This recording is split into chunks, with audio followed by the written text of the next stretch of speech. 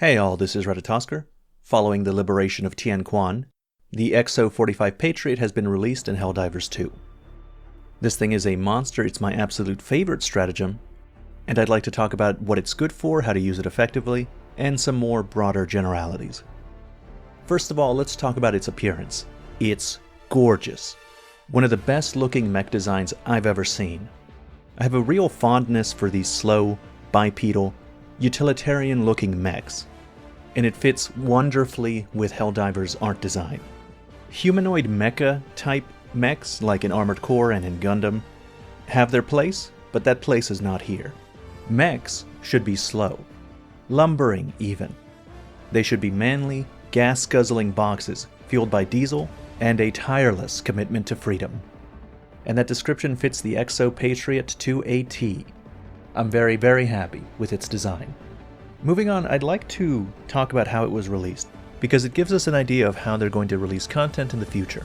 We were given a major order to liberate Tianquan, and told that the planet had a stockpile of exosuits.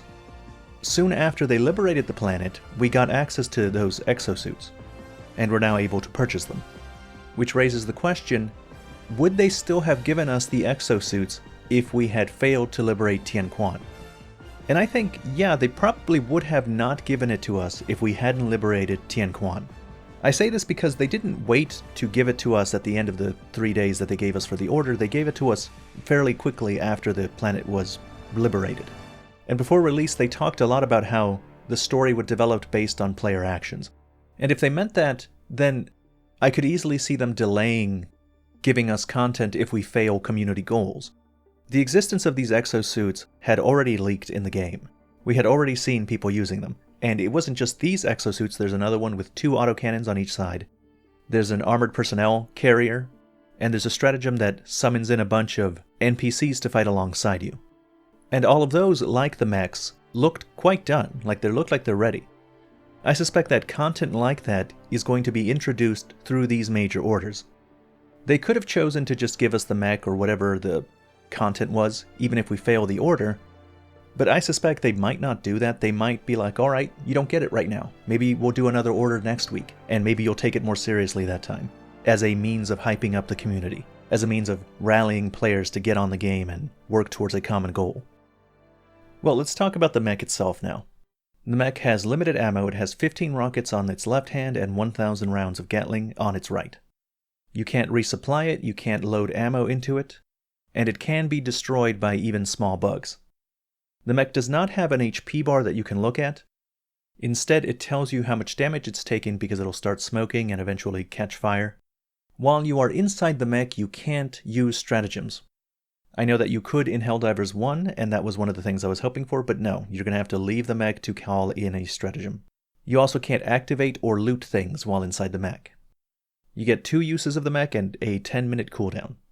Interestingly, the dropship that brings in the mech will also shoot at enemies while it's dropping it off. Also interestingly, the mech has armor in the same way that enemies do. Different parts of its body have different types of armor that make it resistant to fire. The sides of it are particularly strong and will just deflect small arms fire, which should help with survivability if you're accidentally getting hit by your friends.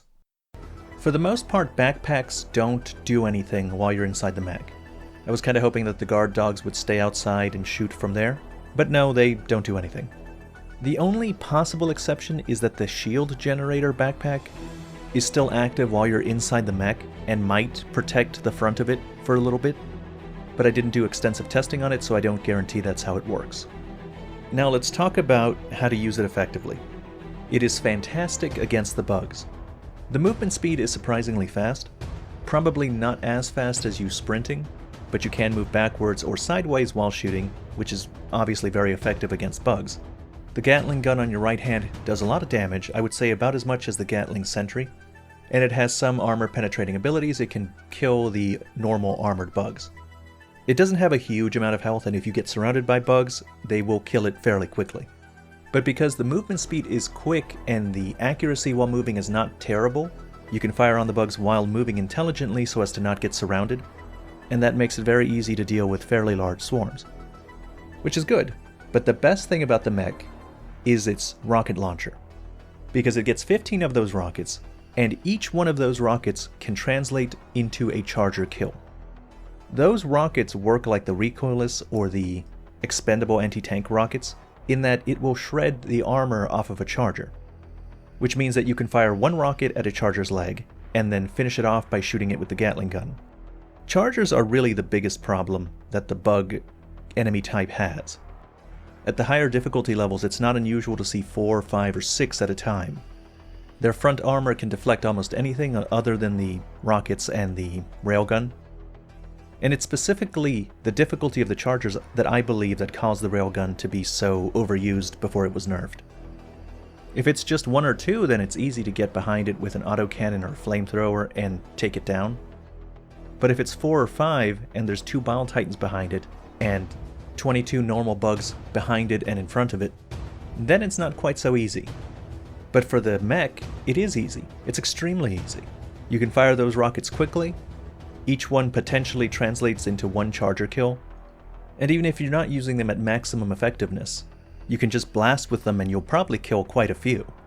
Obviously, they're also very effective against the Bile Titans. It's just an absolute monster when facing bugs. Sadly, it's not as effective at fighting the robots, and in fact I recommend you don't take it to automaton missions. And I say that because the machine gun on its right hand doesn't have the power to penetrate the Scout Walker units from the front. And in the higher difficulties, that's a very common unit, you're going to be seeing that all the time. The Gatling gun is perfectly fine for dealing with all the other minor unit types, and the rocket of course is useful for the big stuff like the Hulks and the tanks, but the automaton Scout Strider sits in a weird middle position that makes it inconvenient for your mech. You can destroy them with your rocket launcher, but you only have 14 of those shots, and you're certainly going to see a lot more than 14 of those throughout a mission. You'll see 14 every 10 minutes. So they're simply not worth it. It'd be more efficient and easier to just get out of the mech and deal with them with something else.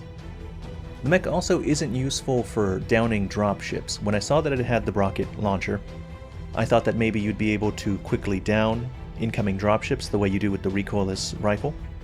But no, even though it has good armor shredding properties, it doesn't seem to do the same amount of damage, because the dropships won't fall in one shot. In fact, I think it takes 3.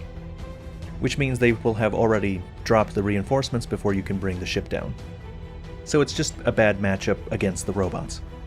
If you really wanted to use a mech against the robots, like I do, you're better off waiting until they release the other mech that we've seen that has 2 autocannons, 1 on each hand, since the autocannons can deal with most of the automatons extremely easily. Anyway, that's the end of this video. As always, thank you very much for watching.